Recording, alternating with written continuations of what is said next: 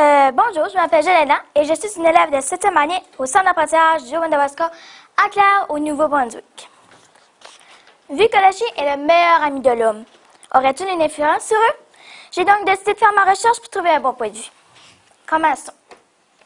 Depuis des millions d'années, le chien est dressé pour nous tenir compagnie. Du berger allemand policier au chihuahua d'Hollywood, les chiens ont toujours été présents dans nos vies. Et si on l'utilisait pour soigner le cœur malheureux des seigneurs? Et si les aveugles nous prêtaient à leurs chiens? Et si tous les chiens étaient dressés selon leur destin? Est-ce que les chiens naissent avec un don spécial qu'il faudrait juste développer? Ce qui m'amène à vous demander, est-ce que tous les chiens sont égaux? Commençons par comparer un berger allemand à un bulldog anglais. Pas mal différents les uns des autres. Le bulldog anglais est de la race Moross et est un chien assez petit. De ses 4 pattes, son poil lisse et compact est unicolore. Déjà une différence du berger allemand. Continuons son caractère. Il peut paraître méchant, mais c'est un vrai toutou. Très protecteur et même têtu, il faut l'apprivoiser dès son jeune âge. Le berger allemand maintenant. D'origine allemande, ce chien est grand et poilu. D'habitude, il est de couleur brune et noire. Ses oreilles sont longues et droites.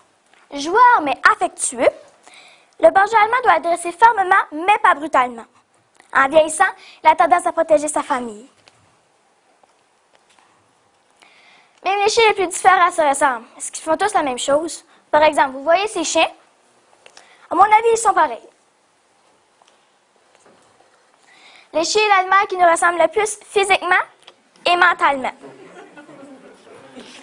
Même si parfois on croit que les chiens sont des bêtes, ils nous protègent et sauvent nos vies. Oui, ils sauvent nos vies.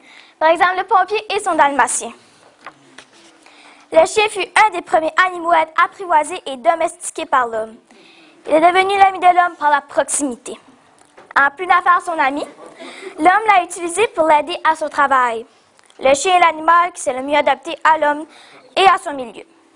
Déjà à son adoption, il se fait membre de sa famille. Leur caractère se ressemble beaucoup. Ils sont dépendants, affectueux, fidèles à son maître. Il lui donne l'impression de partager ses joies et ses peines. Il le suit partout, s'intéresse à ce qu'il fait.